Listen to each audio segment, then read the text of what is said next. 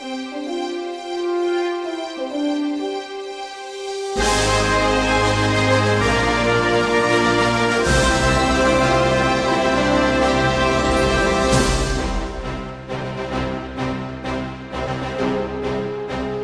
there, and welcome to the Time Machine with Trish and Mike. I'm Mike.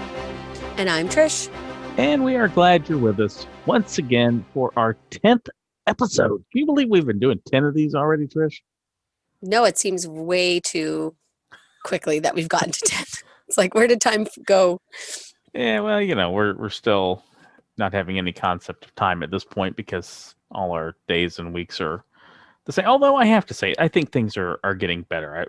I don't know how things are up there in your part of Canada, but obviously Florida has been a little bit of the the Wild West when it comes to things being open. A lot of stuff down here is open with restrictions, just that not. I don't know, how open are things up there in your part of Canada, up in Alberta? So we've been doing slow opening, and our government's put that there's going to be a bare minimum of weeks, and we have to reach certain thresholds in terms of hospitalization and stuff like that before they go into the next stage. So right now we are legally allowed to hang out outside with up to 10 people. Okay. And certain things are open, but I think next or at the end of this week is when they're looking at possibly allowing like indoor activities and opening up gyms, because right now gyms are closed unless you're doing one-on-one personal training. Gotcha. So you can't even go in restaurants yet up there. I don't think so. I mean, I'm extra careful just because of my interaction with all my students. And oh, sure. Yeah. I live with someone who's autoimmune compromised. So I'm like, I know there's curbside pickup. I know restaurants. No, we are allowed inside dining. That did happen like 2 weeks ago. I'm full of it. Okay. There's just some restaurants that are choosing not to, that they're still just offering takeout and curbside. And I'm assuming the ones that are open are limited on how many they're letting in. Yeah, there's like a fire code restriction. Okay. Yeah. I go nowhere, Mike. I do nothing. I see my children at school, and I come home from school. And you go grocery shopping, and I go grocery shopping, and I repeat the cycle. Yeah. Well, it'll get better. Yeah. Oh yeah. We're getting there. It's getting nicer here with the weather. So spring's just around the corner. March can be iffy in Alberta, but like by the end of April, things are getting really nice, and May is usually really nice. So. Oh, that's nice. That's when it starts to get hot down here. Well, I've gotten sunburns before in May, but. You can get heat stroke here in May. See, that's not good. That's not good. Although it's better than July and August. Oof, I was not looking forward to those months. Those are not fun. But, oh well, I guess the trade-off is we don't get snow and ice. So Snow and ice is the worst. Yeah, but at least that's wrapping up for you soon. Mm-hmm. So exciting. All right. Well, shall we get to today's show, or should we just keep We shall. Okay. Let's go. Our first story is actually about going places, and unfortunately, it does not have a happy ending. On March 8th, 2014, Malaysia Airlines Flight 370 disappeared over the South China Sea. The flight was originally scheduled to go from Kuala Lumpur to Beijing, China, and it never made it. They lost communication with air traffic control about 38 minutes into the flight, and the aircraft was lost from radar minutes later, although military radar was able to track it for about another hour as it deviated from its planned flight path and ultimately wound up leaving radar range northwest of Malaysia. And all 227 passengers and 12 crew members are presumed to be dead, since we've never found this plane. Mm-hmm.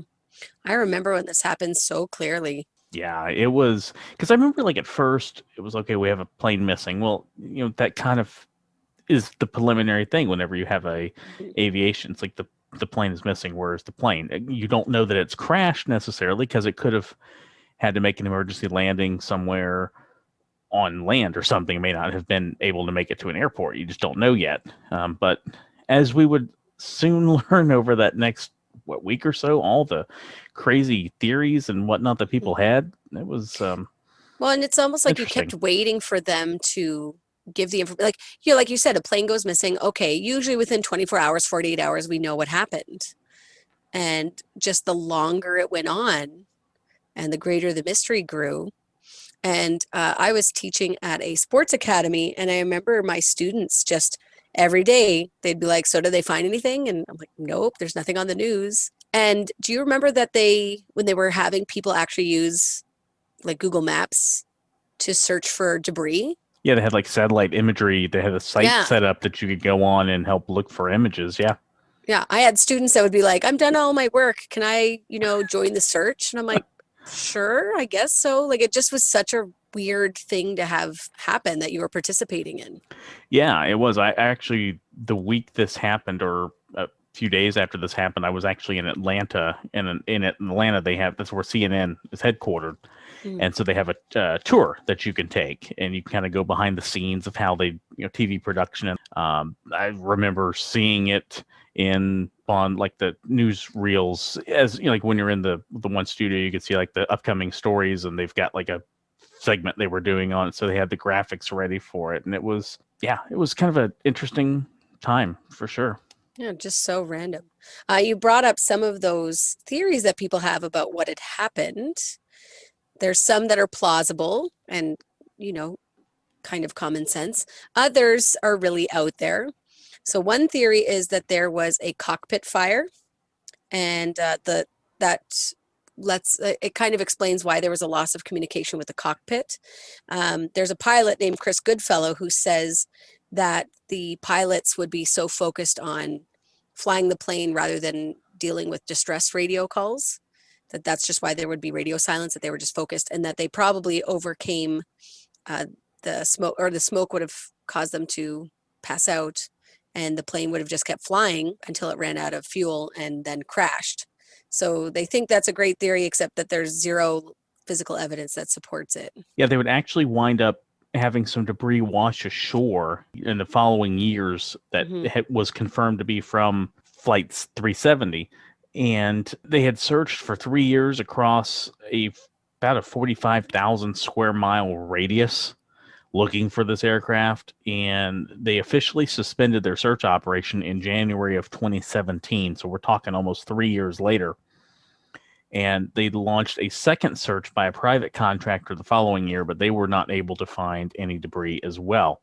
So when you think of an ocean, and I don't know the depth of the Indian Ocean that well, I mean, you're literally looking for like a needle in a haystack at this point. Oh, because well, and they were looking at currents too, right? And having it come down along Australia, where it can get quite deep. Right. And if it crashed and broke up and has sunk to the bottom of the ocean, I mean, it's not out of the question to think this is something people may not find for 100 years or something, unless you're doing some deep sea exploring and you just happen to stumble upon it. It'll be like our future Titanic. It could be in a lot of ways. Like somebody's just randomly going to find parts of this one day down there. Another theory is that a well-trained hijacker could theoretically have started pulling the plane's electronics apart and fake some of the satellite data that the researchers have used to pinpoint the path of the flight. And that he claims, or this gentleman, Jeff Wise, claims the plane may have gone actually completely in a different direction, and that Russian special ops is behind that. What would Russia do with a plane? I don't know. I mean, they have enough of their own. They wouldn't have to go through this elaborate. So to me, that one's bogus. I like how it's like they have to have the hacker get into the electronics, screw around with the satellite data, and then pin it on the Russians just with no evidence, or like you said, what would they do? What would they use it for? Right. Like I could see where, if a hijacker, if it was a terrorist organization or somebody who didn't have the means of getting their own planes. But if you're talking about a like state sponsor activity like this, Russia, they could afford a plane. Like the country could afford a plane. Yeah. I mean, I don't. To me, that one's a no. That seems like a total Hollywood movie, right? Yeah. I'm surprised there hasn't been a movie made on this yet, to be honest with you. Really? I think people have kind of forgot about this one, in all honesty. Which I mean, we have so many people still really curious about what happened to other aircraft mysteries like Amelia Earhart, Right. right? And this is like a major, like you said, there was over 200 people on board this plane that have just disappeared, and there's still families wondering what's happened.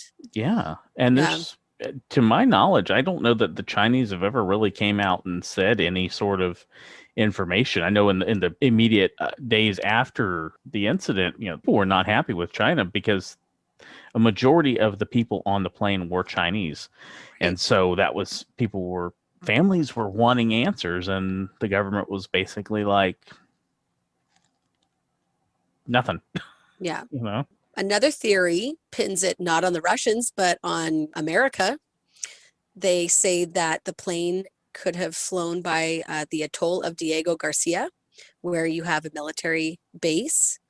And it is suggested that the plane's headed there on some sort of kamikaze mission and was shot down by the US military before it could reach its target. So you have another random theory that someone on the plane hijacks it. Mm-hmm. They're going to kamikaze it for this one US base in the middle of the ocean, and that the US are forced to shoot it down, but then cover it all up. The amount of people that would have to be involved in the decision-making process and that would have known what would have happened. Right? That's not But staying silent also, 7 years later. if that was something that could have happened, why would the American government deny it? They would be like, yeah, it was coming. It was, kamikazing. Right. There was a hijacker on board, demands, like, you know what I mean? There'd be no reason to hide it. Yeah, we would want people to know, hey, we successfully stopped this from happening. Yeah.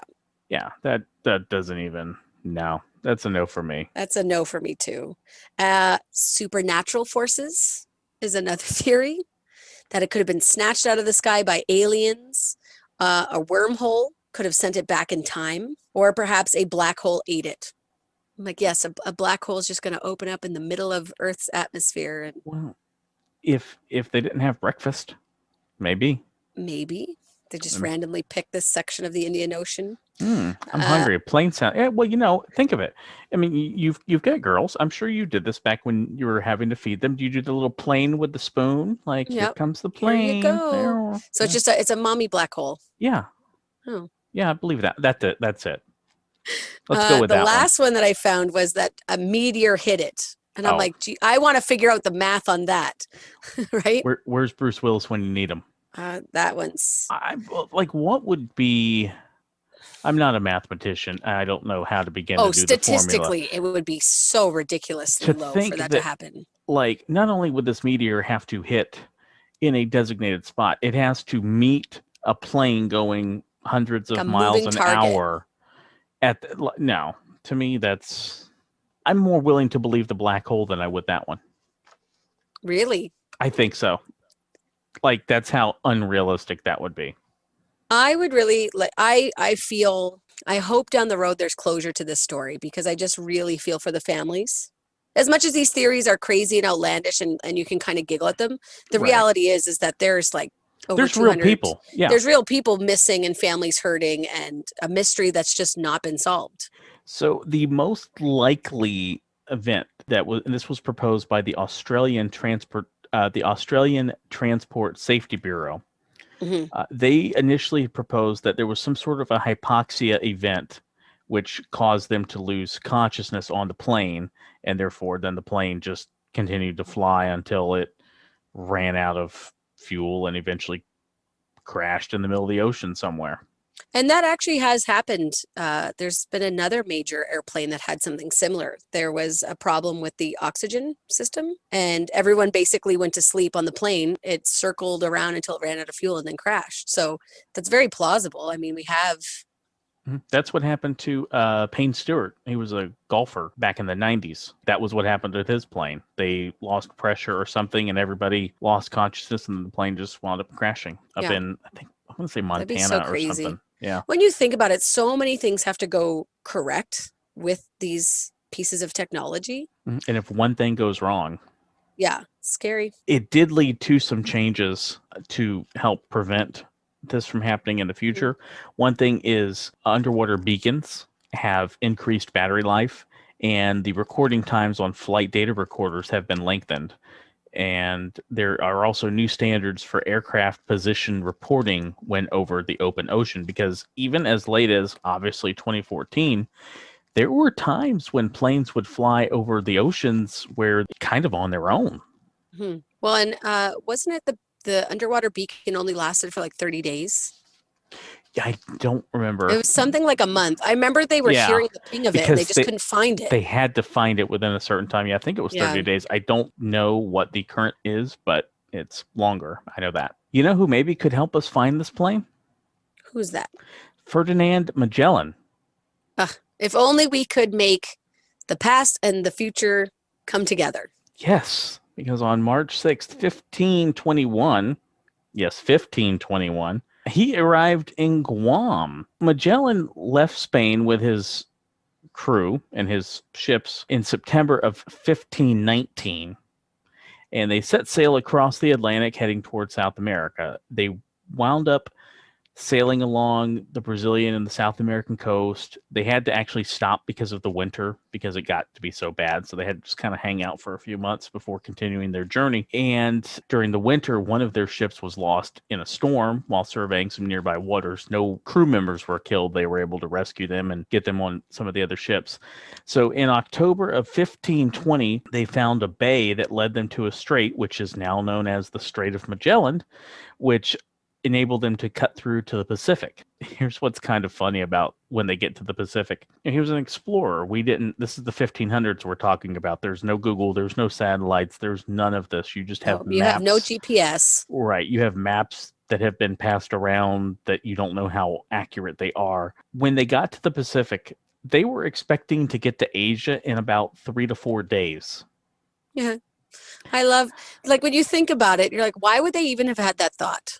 Right? Like, This is the first time they're circumnavigating the globe. It's taken you a little over a year to get from Spain through South America, and you think you're going to get across the Pacific in 3 days? Yeah. Like, that does not... So funny. That doesn't even make sense in that timeline. So it winds up actually taking them about 3 months and 20 days. Right. Like, they're out at sea a long time. They are. I mean, because they are out there. And unfortunately, this extra time exhausted some of their supplies, like their food and water. And about... Like, shocking. Three days to 3 months. Yeah, you're going to run out of some resources here. Right. And so actually about 30 of the crewmen died because of scurvy. Oh, no. Oh, and scurvy's so yucky. Yeah. Oh. So, but on March 6th, 1521... the exhausted crew makes landfall at the island of Guam and were met by the native Chamorro people, I hope I'm saying that right, who came aboard the ships and took items from the ships, like rigging equipment, knives and stuff. And they thought they were participating in a trade exchange because they had given them some supplies already. So they thought they were to take this is reciprocated. Right. Well, some of the crew interpreted their exchange as theft. So, yeah, this kind of turns into an ugly situation. Like, it's going to lead to something bad. Magellan sends his men back into the villages to, like, raid and take back their stolen goods. And it did not wind up going so well, but it was an important part of discovering and exploring. It's kind of amazing, though, that they found Guam. Like, it's literally in the middle of nowhere. Oh, yeah. You had to just stumble upon it by total accident at this point in history. I mean, was it even on a map at that point? Like, that's how tiny it is. No, I don't think they had anything mapped back then. Yeah, I don't know. The story of Magellan really does not end well, to put it mildly. Like most things in human history. The Guam thing should have been our first hint that this may not go well. So after leaving Guam, they set sail and they land on the island of Limasawa. I believe I said that right, in the Philippines. And he began to convert the locals to Christianity, and a lot of people accepted and embraced the religion. However, the island of Mactan resisted, and so they wind up getting into this big battle with the people. It turns physical, it's ugly, and Magellan winds up getting killed in this battle. But the show must go on. He's been sent off to do this exploration. So along the way, they wind up losing ships and this whole thing. By the time it's all said and done, they returned with one boat out of 5 that they originally left with. They returned to Spain on September 6th, 1522. So it took almost 3 years from the time they left. Of the 270 men who left on this journey, only about 18 or 19 returned. Which, when you think about having 18 or 19 to run a whole ship 24/7, is not really a lot of men. No. Like, you're going to be exhausted. Yes. Keeping that thing sailing. And you've been gone for 3 years? Yeah. I mean, that's a long time. And we think this quarantine's lasted a long time. But 3 years? We're barely coming up on 1 year of this. Again, when we talked about, we cover so much space history in this program. Yeah. And having to be the type of person who's willing to go to space and be an astronaut and have that kind of courage and bravery. Same thing applies to these sailors back then. I can't even imagine just being like, we don't really know what's going to happen. We don't know how long you're going to be gone. We don't know who you're going to meet. Right. I mean, it's still a tough job today because, shipping is still a viable trade commerce, but we have more knowledge now. We know how to better have supplies, well, deal with weather. Right. When bad weather's approaching, so we don't lose ships near as often as back then. We're not necessarily trying to push beliefs on individuals that might resist and find that uncomfortable and unnecessary. Yes, for the most part. And react with violence. Yeah. We have, at least you can have Google Translate when you don't understand another culture or language. That might stop a few disagreements or misunderstandings. See, if they had Google back then. GPS, translator, be good time.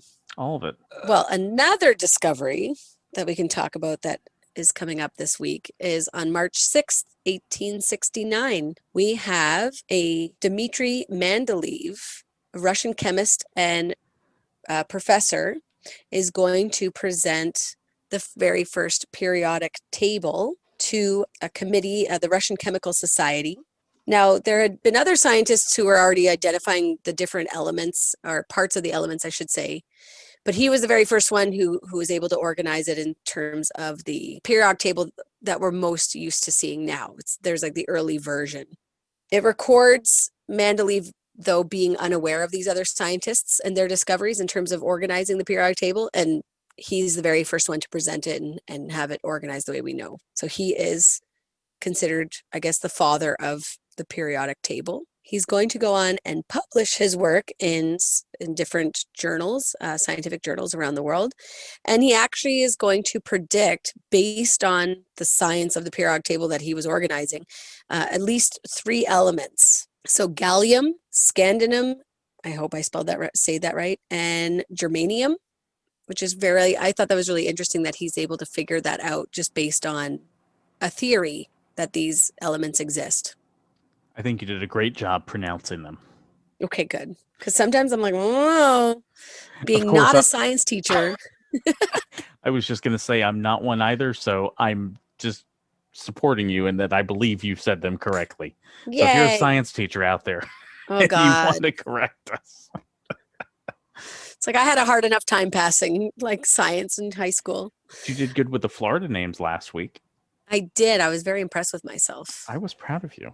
Now, I have found a few very interesting elements in the periodic table because, of course, we all know hydrogen and oxygen and all that kind of stuff. Right. Here are some interesting ones. So there's actually krypton, atomic number 36. It has nothing to do with Superman. It doesn't make this gas, though, any less heroic. It's discovered during the Cold War. It's a radioactive isotope, and they use it actually to estimate how quickly people are building nuclear weapons. During the Cold War, of course, America's monitoring the Soviet Union.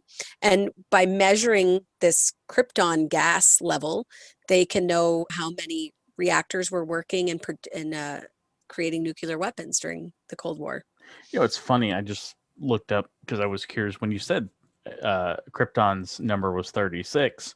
Mm-hmm. I got to thinking Superman was created in the 30s. Mm-hmm. I just didn't remember the year off the top of my head because I thought, boy, wouldn't it be something if it was 36? But It was June 1938. So, Oh, close though. That's kind of cool.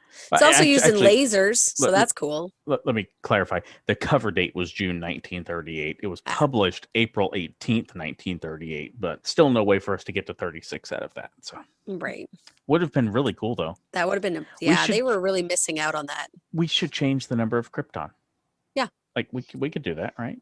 There's like no scientific reason behind the number, right? No, there is. It actually is like the weight of the element, I believe. Right. Yeah. There's a reason that they have the numbers that they Yeah. do. But come on, more people know about Superman than the periodic table. Of course, that could be part of the problem we have with society as Society it is, at but, large right now. Right. We have another one that's really interesting. Atomic number 96 is curium, which is named after Marie Curie. It is discovered in 1944 by a scientist named Glenn Seaborg, along with his colleagues. And it's made by bombarding plutonium with helium ions. And it makes the list, it makes this list of interesting elements because it glows in the dark. Ooh. So that's kind of cool. But please do not use it as a night light because the glow is radioactive and toxic.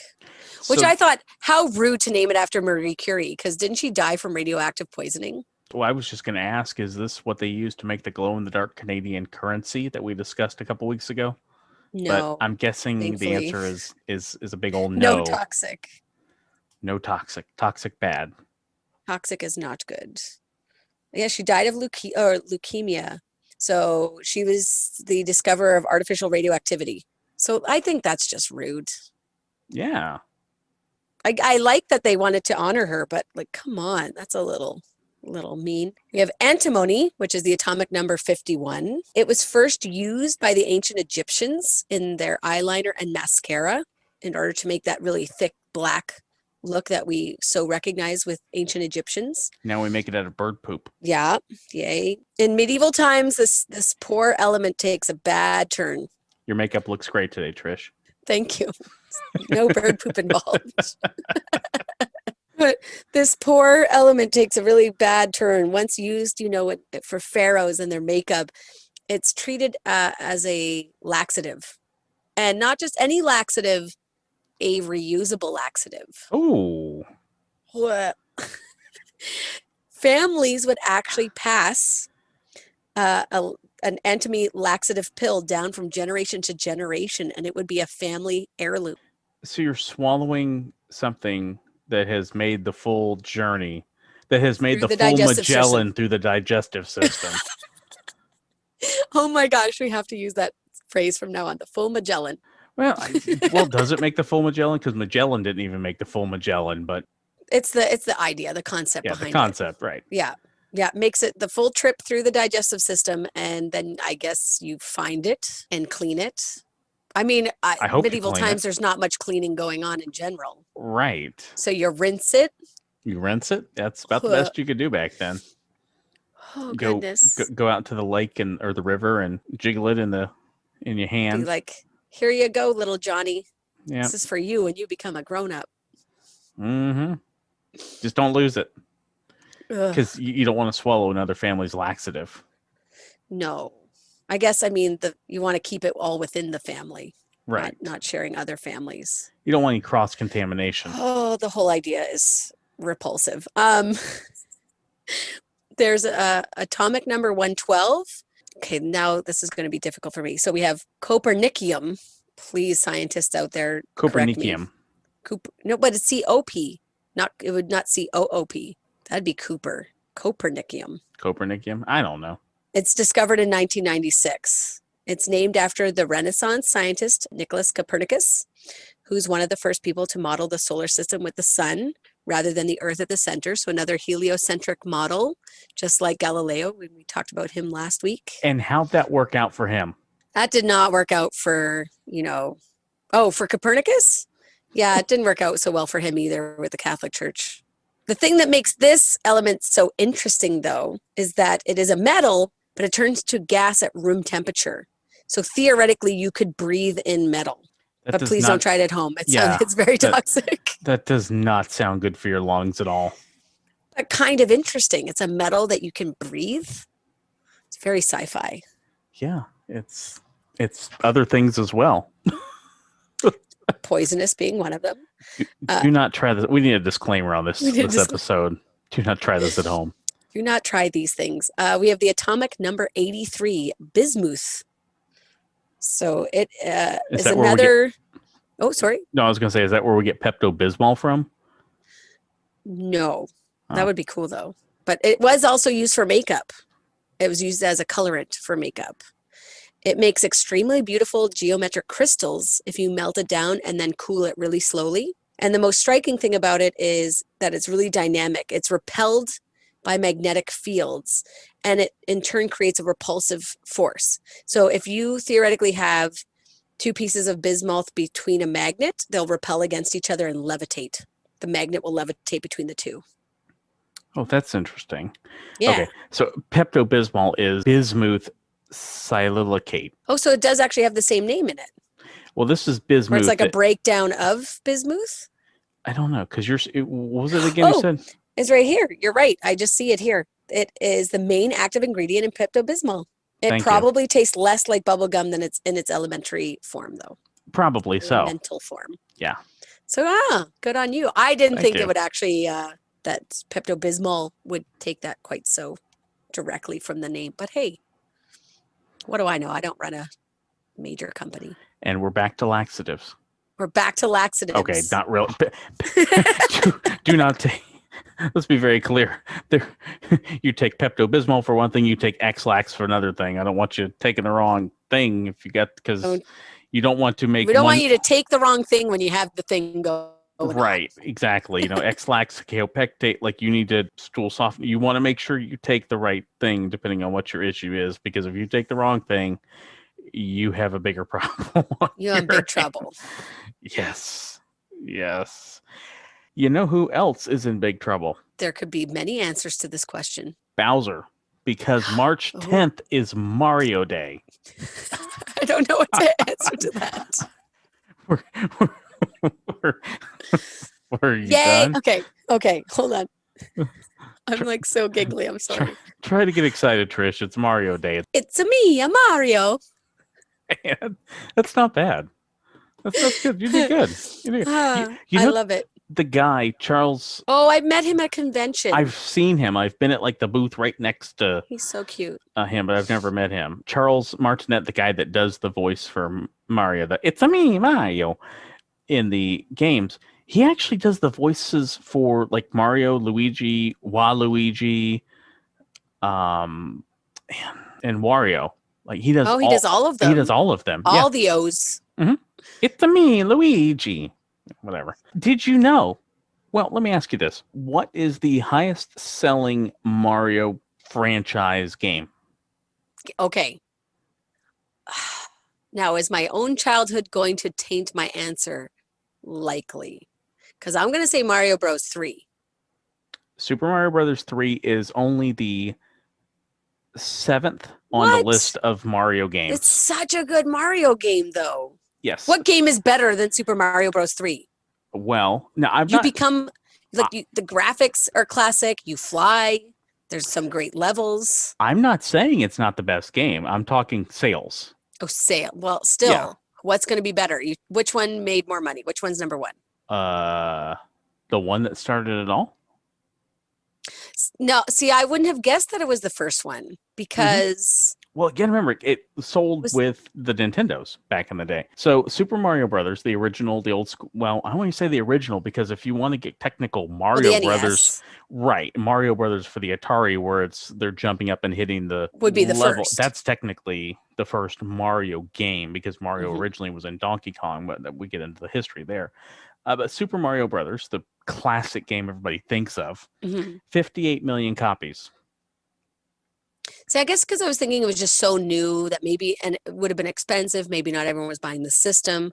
But by the time Super Mario Bros. 3 comes around, it's more affordable. And I believe these numbers are taking into account later platform releases as well. Okay. So like when the games got reissued on the Wii as digital games, like I think that's included in these numbers. Oh, okay. Right. Well, that's skewed results. Yeah, Mario Kart 8 / Mario Kart Deluxe that was on the Wii U and now on the Switch. That is actually the second highest selling Mario franchise game, followed by Mario Kart Wii, New Super Mario Brothers, New Super Mario Brothers Wii, Super Mario World, Super Mario Brothers 3, Mario Kart DS, Super Mario 64, and Super Smash Brothers Ultimate is the 10th highest selling Mario game. So all I'm hearing out of this list is that Trish is behind the times and needs to get like a Switch or at least a Wii. You don't have a Switch? No. I got a Switch last year, like right as quarantines and lockdowns were. Oh, that was a good decision.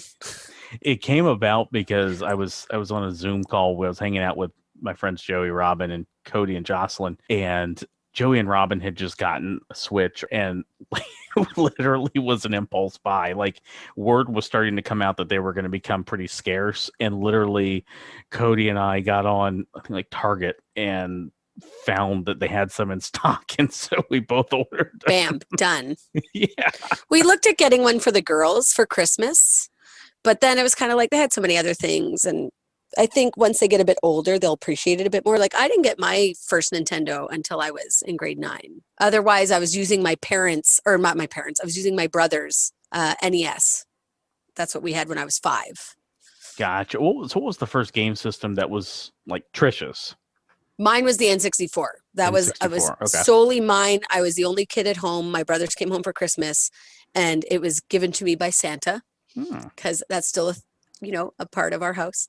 Yeah, and I still get stuff every year. It happens. Yeah, Santa sends things all the time. You're never too old to have Santa bring you things. And Right. so the N64 was mine, but my parents didn't actually realize that you needed to buy games with it. Oh, no. So we had the system, but no games. So we went shopping at the Sydney Mall in Cape Breton and picked up Ocarina of Time. Okay. And pod racing, the Star Wars pod racing. Was that open on Christmas? Boxing Day. Or Boxing Day, sorry. Okay. Yeah, so the day after Christmas. Okay. And my brother, we also rented some games because we wanted to try out a few games. And my oldest brother is really into fishing and hunting. And he's like, we're renting this. And he pulls out Big Bass Hunters. And I'm like, I don't want, this is my system. I remember when I would get like Super Nintendo and Sega for Christmas. So I would usually get a couple of games to go with it. And then I would get to go to Blockbuster because I grew up with a Blockbuster store probably a couple of miles from the house, like maybe a 5-6 minute car ride from the house. And they were open on Christmas. So like I would go and rent a couple of extra games or whatever. And yeah, we ended up getting Mario Kart. And that's been a fan fave around here for a long time. Yeah. Well, and that's why I think when you look at this list of games, Mario Kart was the number 2 most popular seller because it was a big. Well, it's fun. It's fun. Like when Andy lived here. So my sister, she's now over in Dubai. But when she and her husband lived here, Hi Andy. Hi Andy. We would have Sunday dinners together, and then we would watch usually it was Walking Dead or it was Game of Thrones, depending on what was on. And while we waited for the show to come on, we always would play Mario Kart, and her husband would always kick our butts. And got so tired of hearing Toad say he was the best. Toad is never the best. When Maddie plays, oh man, kicks our butts. Do you know what Yoshi's full name is? Yoshi's name is longer than just Yoshi? Mm-hmm. Is it something really adorable like Yes. Yoshi, like Von Mario, like he's somehow connected to Mario? Not related to Mario. Okay, so his actual name is T, just T. We don't know what the T stands for. Like okay? T period? Like T period, right. Okay. T Yoshisaur Yoshisaur. Munchakoopas. What? That's so cute, but Koopas are bad. That's why he munches. Oh, like Muncha Koopas. He eats them, munches He eats them. Right. Oh, that's so cute. I love it. Talking about the old school Mario game. So the chip inside the old Nintendo cartridge is a 256 kilobit chip. Kilobits, not kilobytes. Not kilobytes, no. Smaller than kilobytes. Okay. So you could put roughly, like, I don't know how much memory your cell phone has, but I'm sure it's probably at least like 64 gigs or something. Probably. Sure. Let's go with that. We'll go with that. I think mine's 128. So you could put 250,000 copies of Mario on your cell phone. On your phone. Yes. And yet my storage is always almost gone. There's always room for Mario. Just like we learned in Ghostbusters, there's always room for Jell-O. There's always room for Mario. I like it. And it's Mario Day because of it looking like Mario, like MAR 10, right? Right. At least here in America. Now, so in Canada, it's like 10 Mar. Yeah, because we usually do day. But there's no video game named 10 Mar that I'm aware of. Well, and we had, when the Nintendo Switch was coming out and promoting itself at the West Edmonton Mall for Mario Day, they had a Mario booth and you could try out the new game. And Andy and I got a photo op wearing the Mario hat. Oh, nice. Yeah. You can pop that up on the Instagram on the 10th. Yes, that would be a lovely way to celebrate Mario Day. The very first enemy you come across in the first Mario game is Goomba. Right. Did you know that was the last enemy that was created for the game? So the first enemy that they want you to defeat was the last one that they designed? That's right. So they were at the end of production and they decided that the game needed a simple one-strike enemy and they were running out of space on the cartridge, like physical memory. There was not going to be memory for programming a complex character like, the Hammer Brothers or somebody who has a lot of movement. Or like the turtle as a two-stepper. Right. They wanted something simple that was not going to take a lot of memory. So we got the Goombas. And Goombas are really tricky because, what is it? If you hit 10 in a row without touching the ground, you get a free one-up. Not in the original game, but in Super Mario Brothers 3. Yeah, I don't know if it's 8 or 10, but yeah. Goombas have arms. Goombas have arms? I thought they just had little feet. You just see their feet. Their arms are behind them. Why are their arms behind them? Like, you know how if somebody's standing and they kind of they have their arms behind their back, just kind of, casually relax. Yeah, that's what they do. They have arms. Do we ever see a Goomba with their arms in front of them? Has anyone made like an artistic concept of it? I think so. Well, because they have like the Goombas in the Mario. Well, they have wings. Sports games and stuff. Like he swings a tennis racket or whatever. So, yeah, Goombas have arms. Seems like not a good way to fight an enemy, just to keep your hands. Unless they're so confident, they're like, I could hurt you with my arms tied behind my back. There is a dark backstory to the first Mario game. And we're not talking about the Donkey King or Donkey King. No. We're talking about that was Donkey King. Donkey King. I don't know where that came from. In Donkey Kong, because in Donkey Kong he's known as Jumpman. He doesn't actually have the name Mario yet. Right. So the very first Mario game. Okay. And don't let me forget, I have a story on that as well. Okay. About that game, because that was originally going to be a completely different game. The Donkey Kong game? Mm-hmm. Okay. What's the dark history, the mystery about the first Mario? I am going to pull this up so you can actually see this, Trish, as I read this. This is from the manual that comes, back when games came with instruction manuals. Yeah. Okay. I used to love reading those manuals. I did too. So you should now see on your screen, object of the game description. Okay. See that? Okay. Yeah. One day, the kingdom of the peaceful mushroom people was invaded by the Koopa, a tribe of turtles famous for their black magic. The quiet, peace-loving mushroom people were turned into mere stones, bricks, and even field horsehair plants, and the mushroom kingdom fell into ruin. The only one who can undo the magic spell on the mushroom people and return them to their normal selves is the Princess Toadstool, the daughter of the Mushroom King. Unfortunately, she is presently in the hands of the great Koopa Turtle King.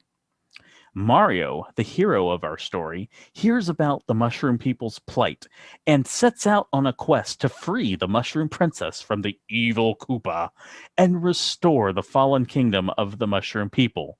You are Mario. It's up to you to save the mushroom people from the black magic of the Koopa. So every time you're breaking these blocks, you're killing the people. Oh no. Oh no. That's a terrible realization. Oh, I'm never going to be able to play any Mario game again without feeling super guilty. Now that I've ruined that game for you, if you want your Mario fix, go play Donkey Kong, which goes back to Shigeru Miyamoto, who was the creator of Mario. So he was working on a game for Popeye. You know, Popeye the Sailor Man. Mhm. Spinach. Where he would climb up scaffolding to save olive oil from Bluto. Okay. But Nintendo lost the rights to make a Popeye game. So they had to they already had the game in development. They had to think of something else. So they replaced Bluto with a gorilla, olive oil with Pauline, which was Mario's original girlfriend, spinach with a hammer, and Popeye with Mario. And Donkey Kong was born. Oh. Yeah. But Mario's known as Jumpman, right? That was like... correct. At that point, he was Jumpman. Yep. Where's Pauline? What happened to her? Apparently, it didn't work out with him and her because Mario's definitely had a thing for princesses for the last 35 years. Poor Pauline. Yeah. Maybe Luigi's like, don't worry. I care. Pauline was in one of those bricks. Oh, no. Talk about breaking your heart.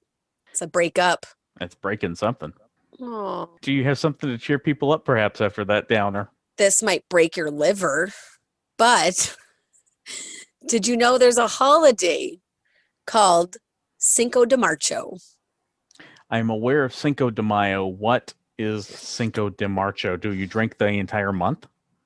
So drinking is involved. Your liver might get hurt, although the whole concept of Cinco de Marcho was created by a husband and wife team known as the Wiggins, who were not big drinkers. And in 2016, they were having friends that were going to be showing up for St. Patrick's Day. And because they didn't drink very often, they decided that they were going to, quote unquote, train their livers for St. Patrick's Day. So it's the 2 weeks leading up to St. Patrick's Day where you get your liver prepared to enjoy that holiday. Well, so this is basically the Olympic trials for drinking is basically what this is. So in 2016, this couple like blogs about it. They said that it did start in 2007 when they had these friends coming for the weekend and they don't drink. They said maybe you drink once a month and they just wanted to train their livers. They said that it's open to anyone who wants to participate in Cinco de Marcho. They have a hashtag and a website and they encourage you to contact them if you're participating and share your adventures while you prepare for St. Patrick's Day. Okay. Then. They thought, because March 5th is the 2 weeks, that combining Irish and Mexican together would be fun. Okay. Cinco de Marcho. Yeah. They were like, margaritas are green. There's lime involved. Perfect match made in heaven between these two ethnic groups. Apparently they said it's in no way, shape or form to make fun of Irish or Mexican individuals or the Cinco de Mayo or St. Patrick's Day, that it's just about having a little fun, enjoying some pre-St. Patrick's Day drinks and enjoying time with friends and family. They have different hashtags that they use. Kiss me, I'm Spanish. Top of the mañana to ya. My personal favorite that I like. I like top of the mañana to you. I like that. That's fine. I really love I'm immigrate is right. Yeah. So, I mean, I guess we unless you're indigenous, you all come from somewhere. So embrace that immigration history. Yeah. Yeah. So, I mean, I'm originally Scottish. My family background is Scottish. So we're no stranger to drinking. Literally, it's in your blood. Yeah. Yeah. So I just think that's a fun, March 5th, tomorrow, get your drink on. There you go. You got 12 days. There's nothing else in quarantine to do. It's really not. There's not. I mean, unless, you're working. I'm curious, and I remember I've had this thought a few times throughout the thing. I wonder what the sales of Corona have been. Because I could see it going two ways. I could see people choosing to drink Corona ironically. Right. Or I could see people just thinking that maybe there's something in Corona beer that will give me coronavirus and I don't want to. I don't know. I thought that they said sales went up for it. That's what I remember. I don't know any current numbers. A quick Google tells me they were on fire during the coronavirus pandemic. Yahoo News tells me. There you go. Jeez. It's kind of, I don't know, that's kind of fun. I remember people were taking Instagram pictures with their Corona and being Coronas, like, yeah. and it was in the very beginning of the pandemic when everyone's like, ha ha ha, and now we're just like so done with it. But apparently its brand was up over 20% when Oh the wow. pandemic first started. Okay, yeah. So they had a good 2020. Yeah. Good And for the them. rest of us are now done with that. Right. No more. Another popular event where a lot of beer is consumed is at the Daytona 500, which we just recently had a couple weeks ago.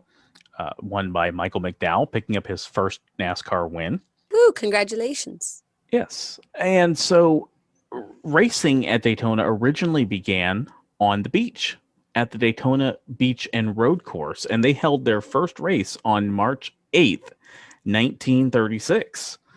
So what they would literally do back in the day, going back to the early 1900s, they would do land speed records on the beach, like out literally on Daytona Beach. They would run and do land speed records. Now they do them a lot out in the Bonneville Salt Flats out in Utah. But at the time, I just think sand is not good for your engine, but go on. well, it was really tightly packed sand. So it made for a smooth surface. You got to remember at the time, we didn't have paved roads really. Right. You were running on bricks and cobblestone and stuff. So you wanted smooth, flat land. And Daytona Beach provided that. So the north end of the turn, there's actually a restaurant that sits there now called Racing's North Turn. That was the north turn. So they would begin heading south down A1A, which is a paved road that runs parallel to the beach. They'd go down about 2 miles, or what is that, like 3.2 kilometers, something like that. Yeah. And then they would turn left onto the beach, and they'd run 2 miles up the beach to the north turn around and come back and continue. And Daytona Beach was actually the site of over 15 world land speed records, including the first record over 200 miles an hour, set by Henry Seagrave in 1927. Yeah, because 200 miles per hour into kilometers is 300 and 321.8. So 322 kilometers an hour. That's fast. Yeah, that is. The actual record was 203.79 miles per hour. 203. That is crazy. Yeah, that's fast. So beginning in 1938, Bill France Sr. took over running and promoting and organizing the races at the course and realized that they needed to come up with a better organization to run races, because at the time promoters were kind of shady. They'd take off with the money while the race was going on and not pay the drivers, and it got ugly. So he ultimately wound up starting NASCAR. And by the early 50s, he realized that a permanent track was needed because the crowds were just too much. This needed to be more organized, or else there was going to be a disaster. Yeah, because where would crowds be? Just like along the edges of the road? Yeah, pretty much. They didn't have any set stand. Right. So he knew that there needed to be a permanent facility designed for this. And so in the early 50s, he proposed a new track called the Daytona International Speedway, and they began building the 2.5-mile trioval to where they still to this day run. They began the first race in 1959, and that's where they still race today. It's crazy that it's been, such an ongoing tradition. You know what I mean? That it's gone on that long. It's cool. Well, the Indianapolis 500 actually dates back to 1907, 1906, 1909.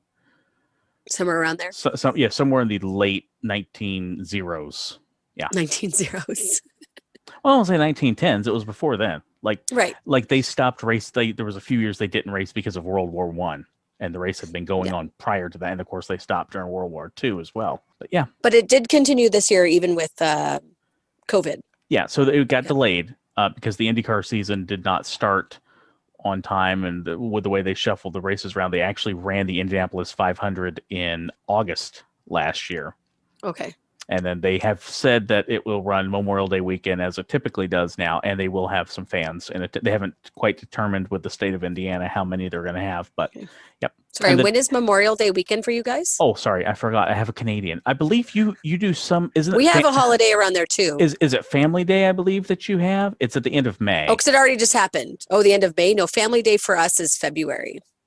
Okay, so Family Day. The end Day of May we have Victoria Day then. Okay, yeah. So that's the equivalent that you guys have. Okay. It's the last Monday of the month of May, whatever weekend Right. that is. That is Memorial Day weekend here. Okay, so Family Day is what you have for our President's Day. Yes, that's where it is. Okay. Yeah. And we had the Daytona 500 ran, like I said, this year, and they had limited crowds there. Right. So they were just trying to keep people spaced out. Mm-hmm. They had That's like a good. I mean, we got to go ahead with some of this stuff. Yeah. No, I agree. I think so. But just like you said, like we've talked about with the Olympics, going ahead safely, right, as much as possible. Yeah. And I think, speaking of going ahead, we unfortunately have to go ahead and wave the checkered flag on this episode. 'Cause we are out of time. We are out of time. Yeah. Well, that's just how, the Mario brick crumbles. I like that. How the Mario Look, brick now crumbles. I like it a lot less knowing that it's toad people. Well, it is what it is. Poor people. Now you know the dark story of the original Mario. Just never going to play the game the same way again. I was just going to say, what are you going to do after we record this, Trish? You going to go play Mario? It's like, oh, I was. On that note, we thank you for joining us and making it to the end of our episode. And if you didn't make it to the end of the episode, I hope that you keep mistiming your jumps in Mario and you keep falling in the pit. All because your joystick is sticky and you're not even going to be able to get like a Q-tip in there to get that gunk out. Exactly. It's just ruined forever. Yep. Just keep jumping in the pit. You don't get to break any blocks. No. Well, that's kind of nice. You don't get to break blocks now, but yeah, well, you don't get to be the game. You don't get to save the princess. But since you did make it to the end of the episode, we are glad that you are able to save the princess and defeat the evil Koopa people with their dark magic. Yes. Oh, thank you guys for joining us on another episode. And if you have any questions, if you have any questions, concerns, queries, or freakouts, you can message us on Instagram at Time Machine with Trish and Mike. We have our email, Time Machine with Trish and Mike at gmail.com. Anchor, you can leave us a voice message. Yes, and on YouTube. That's right. YouTube's our new platform. We do not have a fancy youtube.com/Time Machine Trish and Mike thingy yet because we have to have like a certain number of subscribers. So help us out and subscribe to it. And then we'll eventually get to have the fancy name, hashtag, title. Yeah. But if you type it in there, it's there. We'll come up. We are there. And we'll be here for you next week. Right here on the Time Machine.